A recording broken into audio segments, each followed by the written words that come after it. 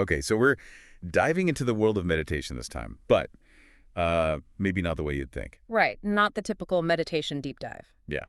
We're tackling 10% Happier by Dan Harris. Oh, I like him. You know it. He's coming at it from a totally skeptical place, which I think is so refreshing, actually. Makes it way more relatable. A lot of us aren't like meditation masters. Exactly. So picture this.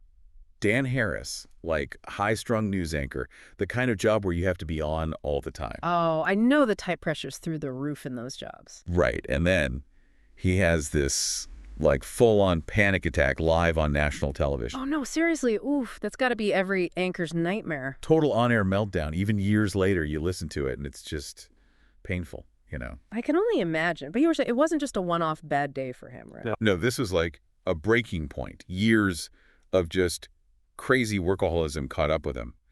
And some not-so-great coping mechanisms, if we're being honest. The pressure cooker industry. What can I say? What was he doing to cope, if you don't mind my asking? Well, he talks a lot about that in the book, the constant pressure, chasing the next big story, working insane hours. Yeah, and he was covering wars too, right? That takes a toll. Absolutely. Huge emotional toll that he just wasn't dealing with. And it all kind of culminated in this, well, bright lights, big city phase. Okay, you've piqued my interest. Bright lights, what? He tried to manage everything, all the pressure and stress, by dabbling in cocaine. Oh, wow. Yeah, that's not going to end well. Not a long-term solution at all.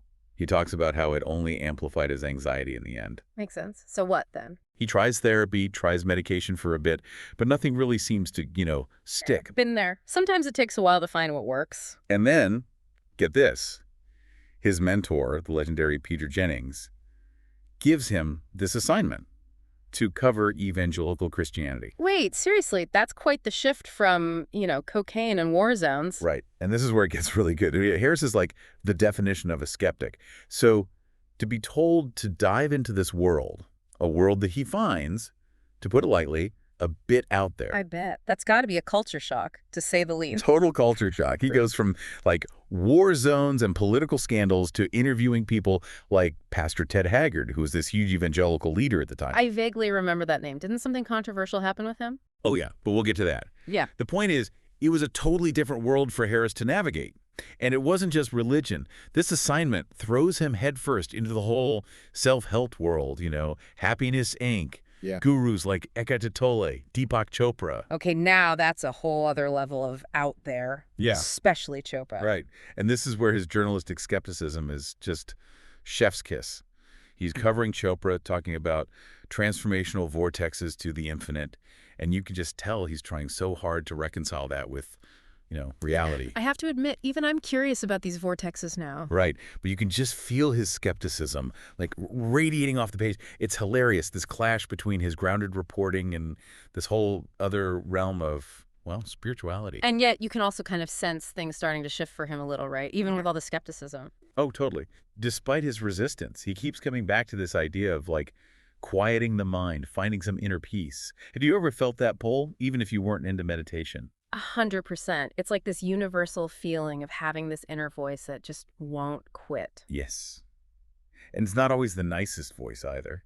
That's putting it mildly. He actually calls it an asshole at one point, which I found both hilarious and painfully accurate. Right. It's that constant negative self-talk, the worry, the overthinking. Oh, tell me about it. It can really drag you down. And that's where mindfulness comes in for Harris. Though I have to say, when I first heard about mindfulness, I thought it meant like emptying your mind completely. Oh, I know, right? Such a common misconception. Not exactly my idea of a good time. It's not about stopping thoughts altogether, though. More about changing your relationship to them.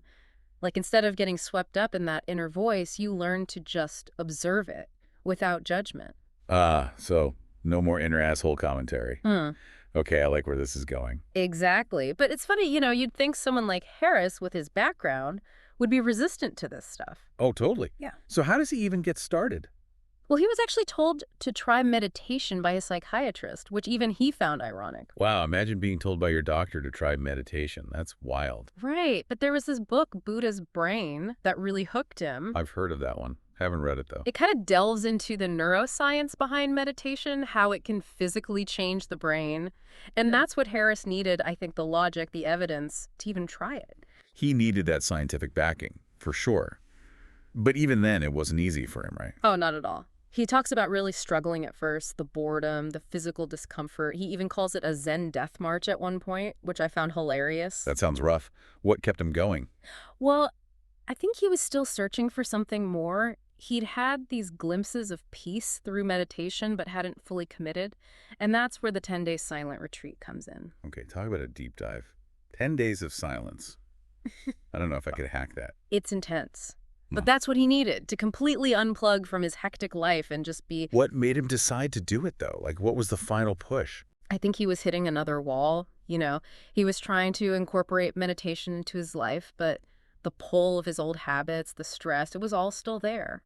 The retreat was a way to force himself to confront all of that head on. And it wasn't easy at first, right? From what I've heard about these retreats. No, not at all. He talks about the strict schedule, the quirky characters. He even compares himself to Holden Caulfield at one point, feeling like everyone else is phony and he's the only sane one. I love that. I've totally been there, though maybe not on a silent retreat, but there's this turning point, right? This breakthrough moment that completely changes his perspective. This is where it gets really good.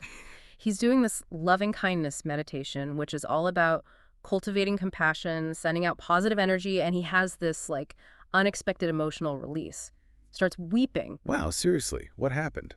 It's like years of pent-up stress and emotional baggage just poured out of him. And in that moment of vulnerability, he experiences this profound sense of peace and what he calls choiceless awareness. Choiceless awareness. Okay, I'm going to need you to break that one down for me. So it's this state of simply observing your thoughts and emotions without judgment, without getting carried away by them. Like, imagine watching clouds drift by. That's kind of the idea. Huh, interesting. And that's what clicked for him. It was a game changer. He goes from dreading the silence to, like, craving it, finding a sense of calm he'd never experienced before. So he's had this, like, profound experience, right? This breakthrough with choiceless awareness. You'd think he'd be set. But then it's back to the real world for him. Back to the daily grind. Exactly. High-pressure job, all the regular life stuff. Did that calm he found last? That's the million-dollar question, isn't it? And the answer is, well, kinda. It's not like meditation magically erased all his problems, you know? Right. It's not a magic bullet. Exactly. He still had challenges, still had that inner critic popping up, but now he had this tool, this mindfulness practice, to help him navigate it all differently. So more awareness, more resilience, Right. rather than everything just being perfect. Exactly. He wasn't aiming for perfection, more like how to be better at dealing with life's curveballs. Did he stick with the meditating, though? After the retreat ended? I mean... Oh, absolutely. Went back to his busy life, network changes, job uncertainties, the whole 9 yards, but Yeah. he kept up the mindfulness alongside it. That's got to take some commitment, Yeah. especially in that world. News is so 24/7 now. He talks about it, how he had to be intentional about it, building those little pauses into his day just to breathe, reconnect, you know? Oh, those purposeful pauses, they're huge. I'm trying to get better at that myself. Yeah. I get so caught up in doing a million things at once. Oh, tell me about it. That's the modern world for you. Exactly.